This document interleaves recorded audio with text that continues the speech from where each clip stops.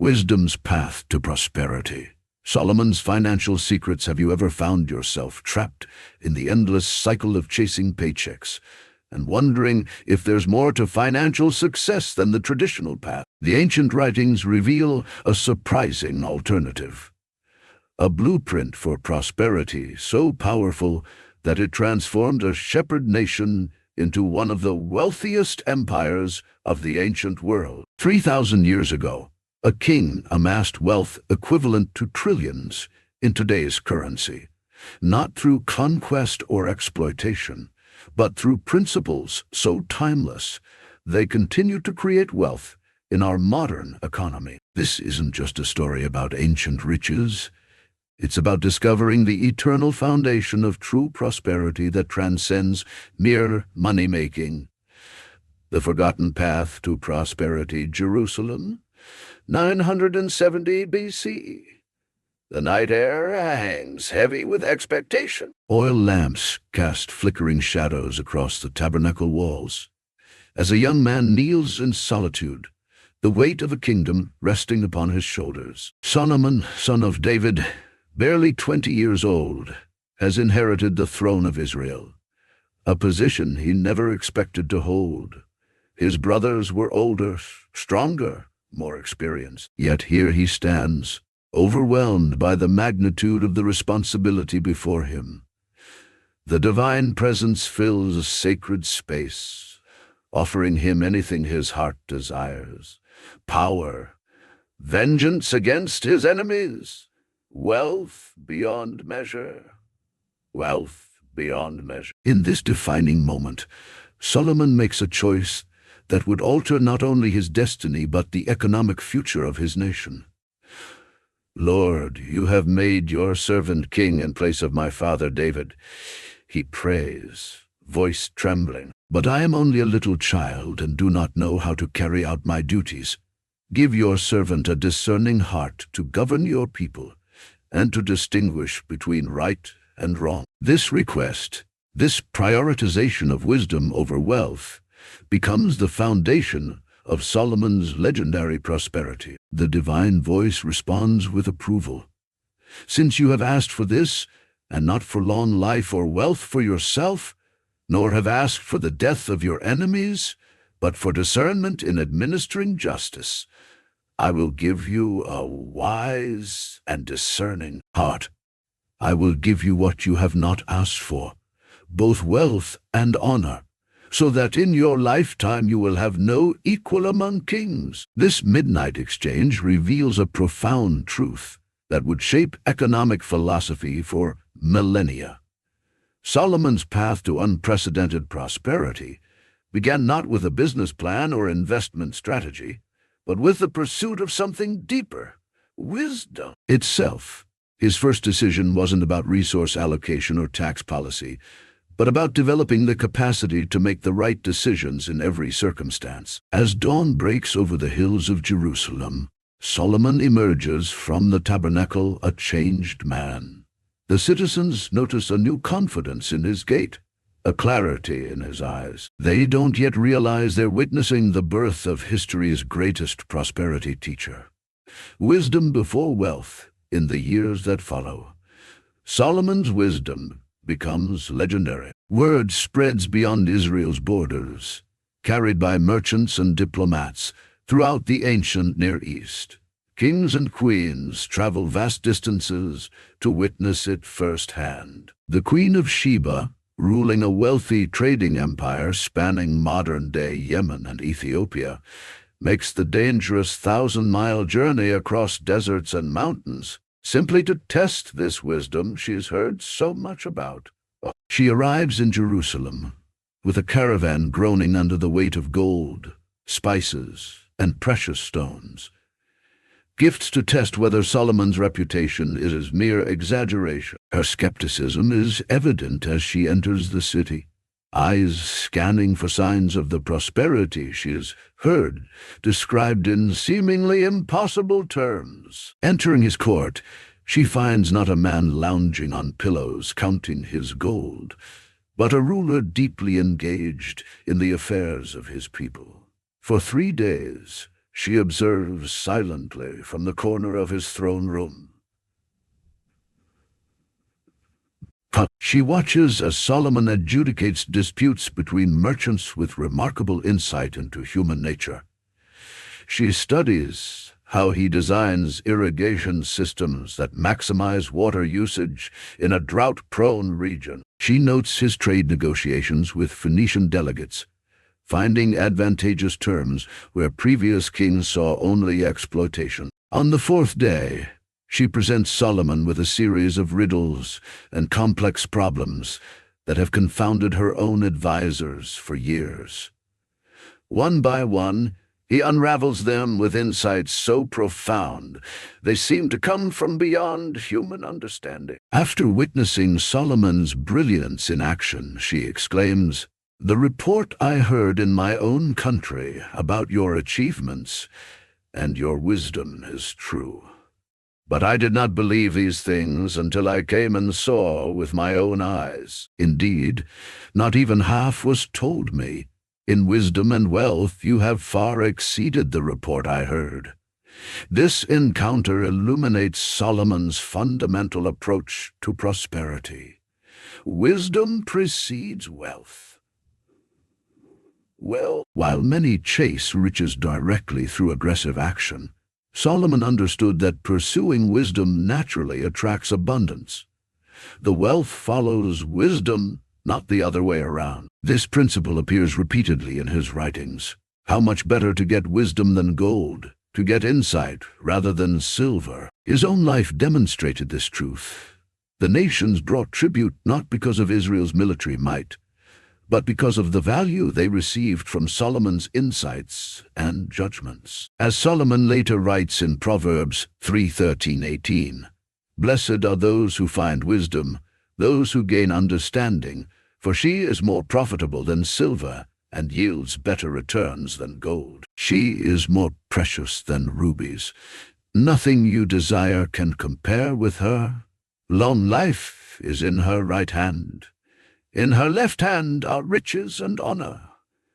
Her ways are pleasant ways, and all her paths are peace. She is a tree of life to those who take hold of her. Those who hold her fast will be blessed." His teachings reveal a revolutionary understanding. Prosperity isn't something to be pursued directly. It's the natural byproduct of wisdom applied consistently to life's decisions.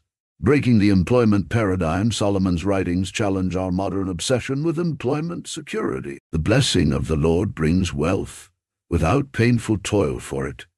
He observes in Proverbs 10:22. This doesn't suggest wealth without work, but rather wealth without the grinding, soul-crushing toil that characterizes lives built solely around traditional employment.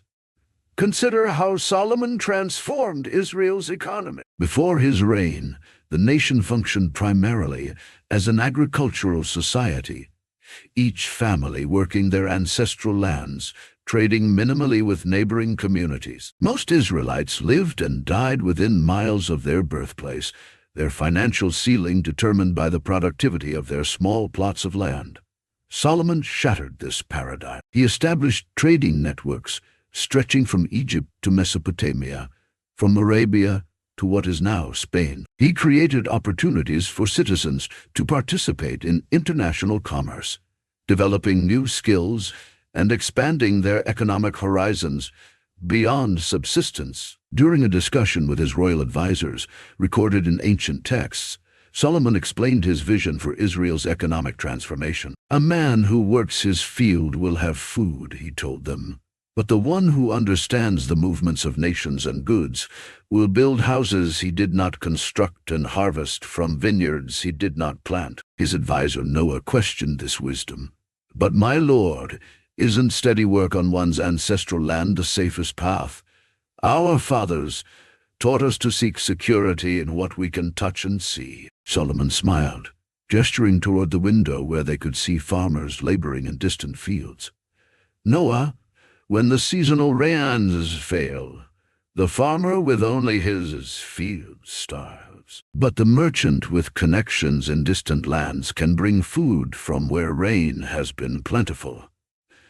The laborer sells his time once, and it is gone forever. The wise investor plants seeds of wealth that continue growing while he sleeps. But not everyone can be a merchant or investor, Noah persisted. What about the ordinary people? That's precisely my point, Solomon replied. Under my father's reign, ordinary people had one path: work their land or serve in the army. I'm creating a kingdom where even the most common citizen can participate in prosperity beyond their physical labor. The carpenter who builds a chair sells it once, and his profit is finished. But the carpenter who designs a better method of joining wood creates value that multiplies without limit. This perspective revolutionized Israel's economy. Solomon didn't merely create jobs. He created systems that generated prosperity beyond traditional employment. He built ships that sailed to Tarshish, returning every 3 years laden with gold, silver, ivory, apes, and peacocks. He established copper mines and refineries in the Arabah, textile industries in Jerusalem, and aromatic trade networks throughout Arabia. Each venture created opportunities far beyond what traditional agricultural employment could offer. By the middle of his reign, Solomon had transformed Israel into the Switzerland of the ancient Near East, a center of trade, banking, and knowledge transfer. His people no longer merely produced goods. They facilitated commerce between major empires, earning substantial profits from their strategic position and expertise. One evening, as Solomon walked the streets of Jerusalem in disguise, a habit he developed to understand the true conditions of his people, he overheard 2 merchants discussing their recent ventures. Before Solomon's reign, my family farmed the same rocky plot for generations, one said. Now my ships carry cedar to Egypt, bringing back linen and papyrus that I sell to Mesopotamia at triple the price. My grandfather couldn't imagine wealth beyond a good harvest. My children discuss ventures that span continents. Solomon smiled, recognizing that his economic vision was bearing fruit. The people were learning that prosperity wasn't limited by geographical boundaries or traditional employment structures. Transcending the money myth, perhaps the most revolutionary aspect of Solomon's financial wisdom was his understanding of money itself. In a world where most saw money as simply a medium of exchange or a store of value, Solomon perceived its deeper nature. Wisdom is a shelter as money is a shelter, he writes in Ecclesiastes 7:12.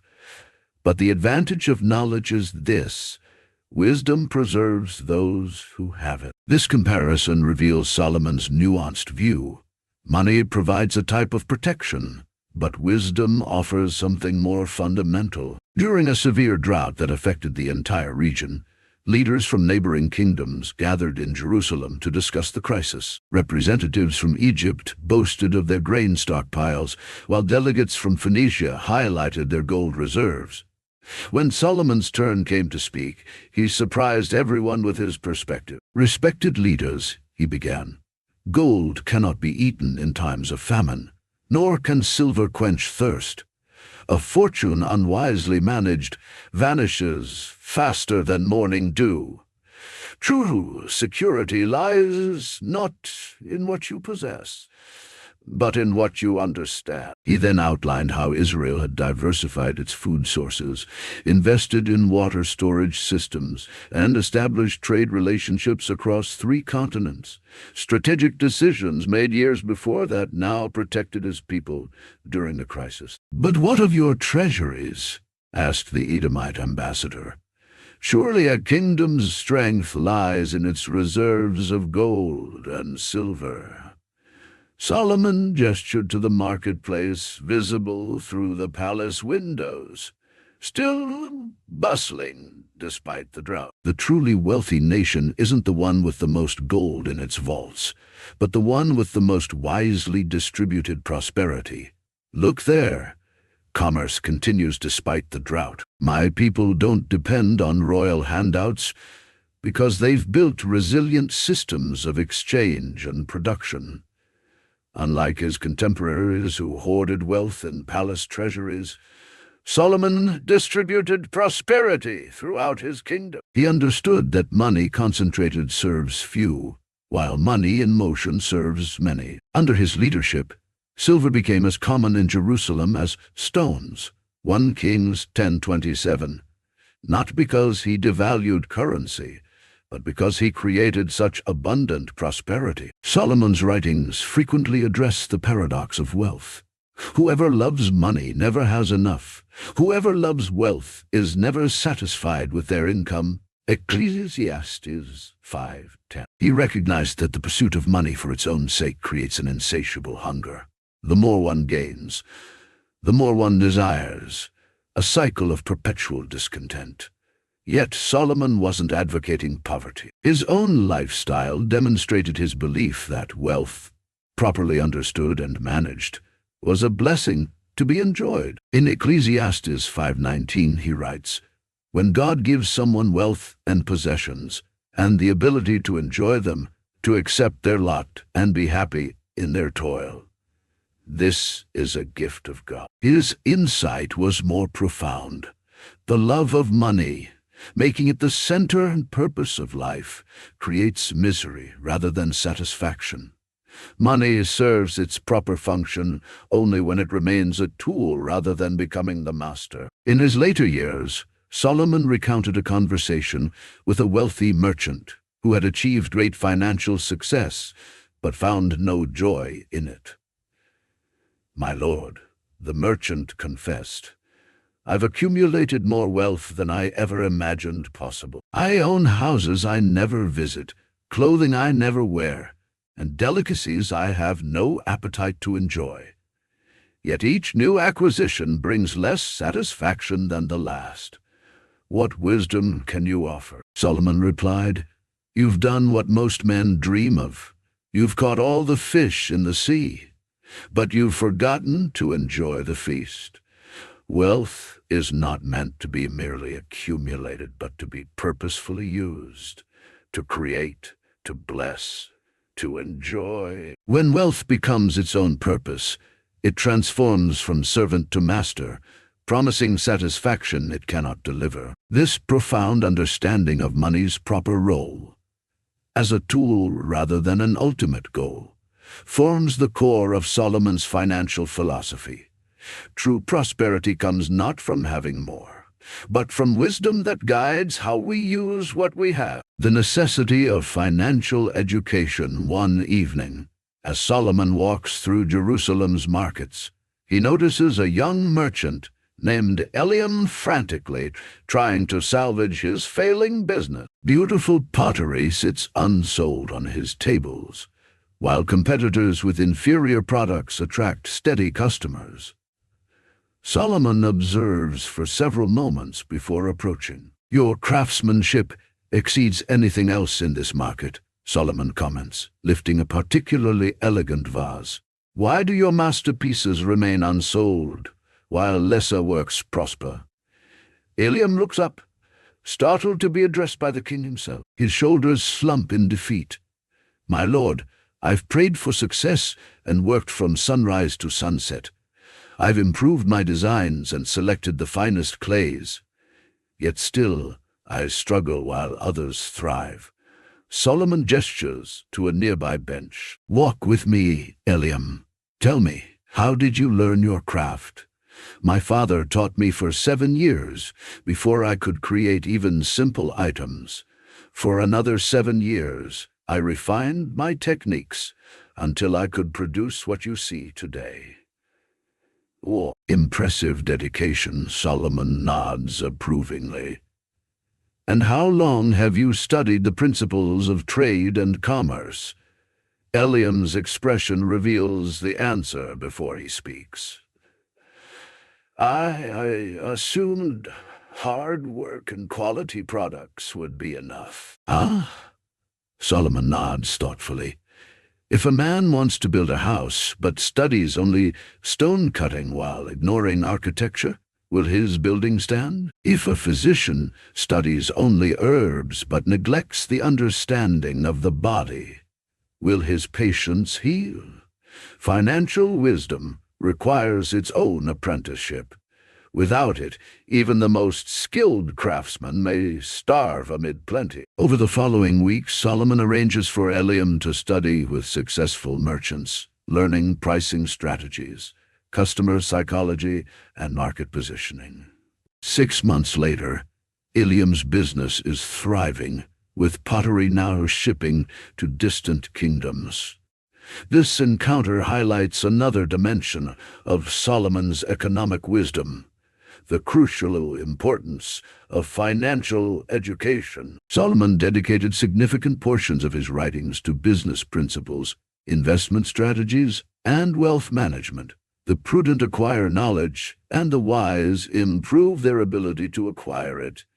He writes in Proverbs 19:25. Solomon established Israel's first formal economic education system, gathering scholars to compile and teach financial principles. He sent promising young people to Egypt, Phoenicia, and Mesopotamia to study different economic systems, bringing back knowledge that enriched Israel's commercial practices. He understood that financial ignorance costs more than financial education. In Proverbs 24:4, he observes, "By wisdom a house is built, and through understanding it is established.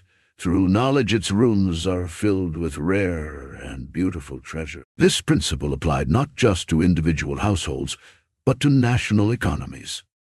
During a council meeting, one of Solomon's ministers questioned the resources devoted to economic education. "My lord, surely basic reading and writing are sufficient for most citizens. Why invest so heavily in teaching complex financial concepts to ordinary people?" Solomon's response reveals his revolutionary perspective on prosperity. A nation where only rulers understand wealth will have wealth only among its rulers. But a nation where all citizens understand the movement of money, the creation of value, and the management of resources will prosper beyond measure. The difference between poverty and prosperity often isn't in the resources available, but in the knowledge of how to use them. Under Solomon's guidance, Israel developed sophisticated financial instruments, futures contracts for agricultural products, investment partnerships for trading expeditions, and insurance systems for maritime ventures. These innovations allowed ordinary citizens to participate in economic opportunities previously available only to the extremely wealthy or politically connected. Solomon believed that financial understanding should not be the private domain of the elite, but the common knowledge of all citizens. This democratization of financial wisdom became one of his most enduring legacies. The entrepreneurial imperative. As Solomon's reign progresses, he notices a troubling pattern: citizens becoming increasingly dependent on royal projects and initiatives. During a council meeting, his treasurer Adoniram reports growing numbers seeking employment in government enterprises rather than developing independent livelihoods. "This is not sustainable," Solomon tells his advisors, concern evident in his voice. "A kingdom where all depend on one source for livelihood becomes brittle as dry wood. When drought affects one region, the wise farmer doesn't pray for rain. He diversifies where he plants." His advisor Ahitub raises an objection. "But my lord, royal enterprises offer security and stability for the people. Isn't this preferable to the uncertainty of individual ventures?" Solomon shakes his head. "True security doesn't come from depending on another's vision, even a king's vision. It comes from developing the capacity to create value in changing circumstances. A people who can only follow instructions will prosper only when well instructed. But a people who can identify opportunities and create solutions will prosper even when leadership falters." The next day, Solomon issues a proclamation encouraging citizens to develop independent ventures. He offers tax incentives for new businesses access to trade routes previously reserved for royal commerce, and mentorship from successful merchants. His approach reflects a principle he articulates in Proverbs 6:8. Go to the ant, you sluggard. Consider its ways and be wise. It has no commander, no overseer or ruler, yet it stores its provisions in summer and gathers its food at harvest. Solomon admired the ant, not just for its industriousness, but for its self-direction, operating without external management yet achieving remarkable results. He saw this entrepreneurial spirit as essential for both individual prosperity and national resilience. When Ahitub questions whether ordinary citizens possess the capacity for such initiative, Solomon responds, "The same divine wisdom available to kings is available to all who seek it." Our task is not to control the prosperity of our people, but to create conditions where their own wisdom can flourish. To demonstrate his commitment to entrepreneurship, Solomon establishes Israel's first venture capital fund, using royal treasury resources to invest in promising business ideas from ordinary citizens. This revolutionary concept, that the palace would invest in rather than simply tax the people, transforms the relationship between government and commerce. One beneficiary of this program was Kesia, a widow from the tribe of Asher. With her husband's death, she faced destitution until she presented Solomon's advisors with her innovation, a new method of extracting and preserving olive oil that extended its usability for export. The royal investment allowed her to develop this technique into a business that eventually employed dozens and exported throughout the Mediterranean. This entrepreneurial focus transformed Israel's economy. Rather than centralizing wealth and opportunity, Solomon distributed them. He created an environment where innovation thrived and initiative was rewarded. Citizens developed businesses ranging from specialty textiles to architectural innovations, from culinary arts to metallurgical advances. By encouraging entrepreneurship, Solomon created an economy more adaptable to challenges. When drought affected northern provinces, southern businesses could respond. When political tensions disrupted eastern trade routes, western ventures continued flourishing. This diversity of enterprise protected Israel from the economic catastrophes that periodically devastated neighboring kingdoms dependent on single industries or resources. Resilience through crisis. 10 years into Solomon's reign, disaster strikes. A massive earthquake damages Jerusalem's infrastructure, followed by flash floods that destroy key roads and bridges. Trade grinds to a halt. Food supplies dwindle. Foreign merchants avoid the region, fearing instability. Solomon gathers his council as the aftershocks continue to rumble through the city. The palace shows cracks along its eastern wall, and dust still hangs in the air. His advisors arrive with grim reports from throughout the kingdom. The grain warehouses in the western quarter have collapsed, reports Jehoshaphat, the recorder. At least 30 dead, and we've lost perhaps a third of our stored wheat. The main road to Damascus is impassable, adds Benaiah, commander of the army. Landslides have blocked the mountain passes. Trade caravans are turning back. The foreign merchants in the city are preparing to leave, notes Zabud, the king's friend and economic advisor. They fear more destruction is coming. Some advisors recommend redirecting all resources to palace protection and security forces. Others suggest increased taxation to fund rebuilding.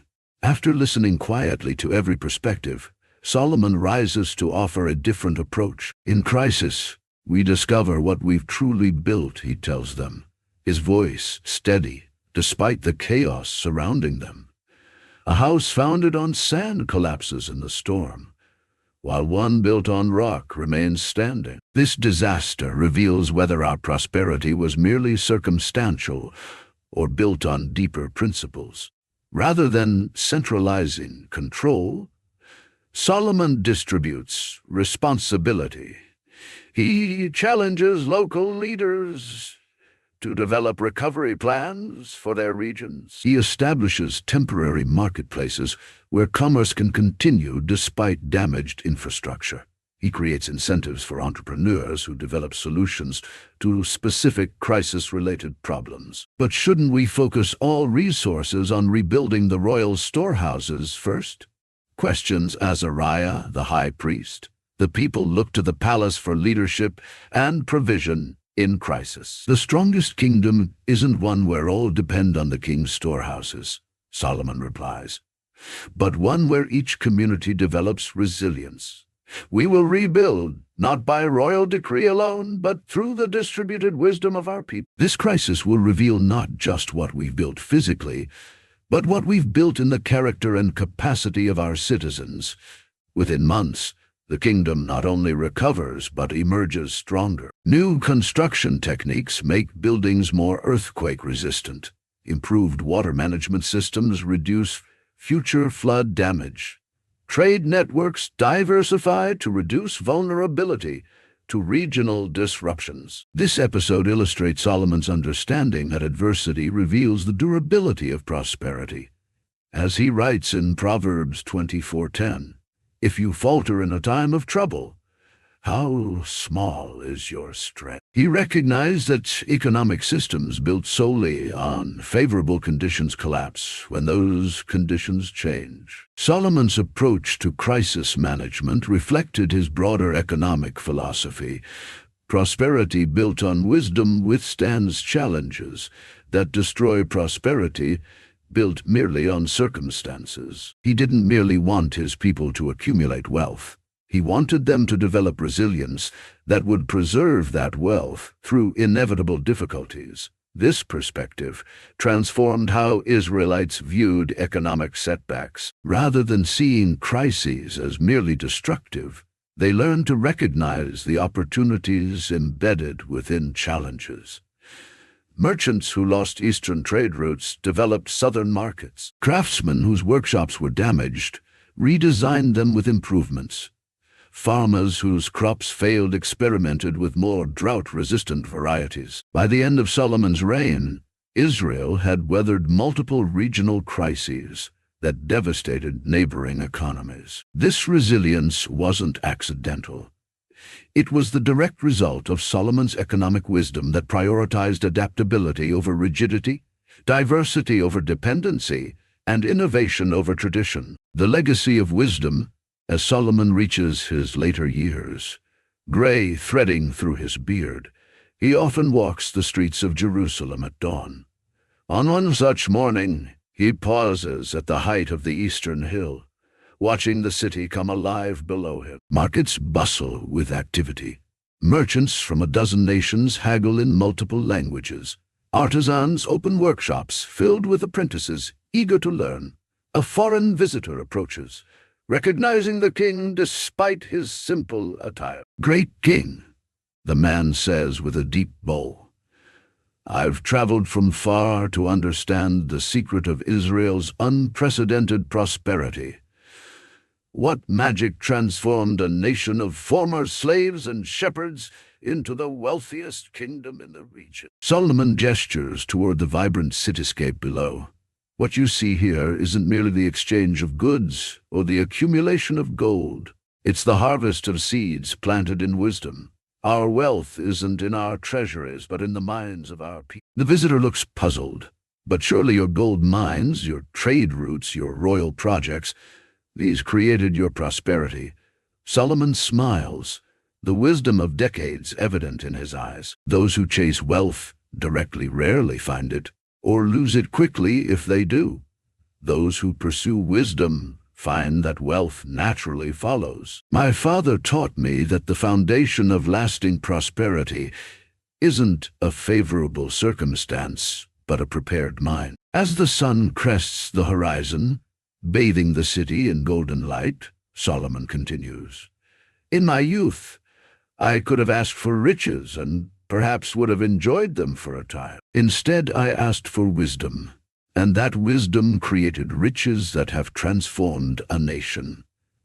The prosperous person isn't one who has the most, but one who understands the most about how creation works. As the sun sets over Jerusalem on the final day of his reign, Solomon's legacy is visible in more than magnificent buildings and overflowing treasuries. It lives in the economic literacy of his citizens, the entrepreneurial culture he fostered, and the resilient systems he established. His greatest contribution wasn't the wealth he accumulated, but the wisdom he distributed, principles that would guide not just his contemporaries but generations to come. His economic insights, preserved in Proverbs and Ecclesiastes, would influence business practices, financial systems, and prosperity thinking for thousands of years. Where ancient wisdom meets modern life, Solomon's approach to prosperity offers profound guidance for our modern economic challenges. In a world obsessed with quick returns and overnight success,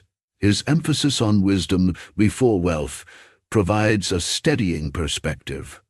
While employment paradigms shift and financial systems evolve, certain principles remain constant. What would change in your financial journey if you pursued wisdom with the same intensity you pursue income? How might your economic decisions differ if you evaluated them not just by immediate returns, but by the wisdom they reflect and develop? Solomon's legacy offers 3 enduring lessons for our financial lives. First, true prosperity begins with prioritizing wisdom over wealth. Financial education isn't just about learning to make money. It's about developing the discernment to make decisions that create sustainable abundance. Before pursuing higher income, pursue deeper understanding. Second, economic freedom requires moving beyond traditional employment thinking. While jobs provide necessary income, building systems that generate prosperity independent of your time investment creates true financial liberty. Rather than simply selling your time once, create value that continues producing returns. Third, resilience matters more than abundance. Wealth that vanishes in crisis was never true prosperity. Building financial systems that withstand challenges requires wisdom that sees beyond current circumstances to prepare for inevitable changes. As we consider these principles, 3 questions deserve reflection. What would change if you invested as much in your financial education as you do in your career advancement? Most people spend years learning job skills, but only hours, if any, learning how to manage the money those skills produce. How might you create value in ways that aren't limited by hourly compensation or salary structures? Solomon teaches us to think beyond trading time for money, to creating systems that generate prosperity while we focus elsewhere. What steps could you take today to build financial resilience that withstands future economic uncertainty? True prosperity isn't measured by what you have in favorable conditions, but by what remains when conditions change. Your journey to wisdom-based prosperity, the ancient wisdom of Solomon, isn't just a historical curiosity. It's an invitation to a different kind of prosperity journey. Like the visitors who traveled to Jerusalem seeking wisdom, you've taken the first step simply by engaging with these principles. Today, you stand at a crossroads similar to young Solomon in the tabernacle. The choices you make, what you prioritize, what you pursue, how you prepare, will shape not just your financial future, but your contribution to the economic well-being of those around you. Will you choose the conventional path of chasing money directly? Or will you follow Solomon's example, pursuing the wisdom that naturally attracts prosperity? The journey toward wisdom-based prosperity isn't a quick fix or get-rich-quick scheme. It requires patience, discernment, and consistent application of principles that have stood the test of time. But the rewards resilient wealth, meaningful work, and the ability to bless others far exceed what conventional financial thinking can produce. Consider starting with these practical steps. Invest in financial education through books, courses, or mentorship. Remember that money spent learning how to manage wealth pays dividends for a lifetime. Identify opportunities to create value beyond trading your time for money. Even small side ventures can develop entrepreneurial muscles and create additional income streams. Build resilience through appropriate saving, strategic investing, and continuous learning that prepares you for economic changes before they arrive. As we conclude this exploration of ancient wisdom for modern prosperity, I invite you to take one specific action today.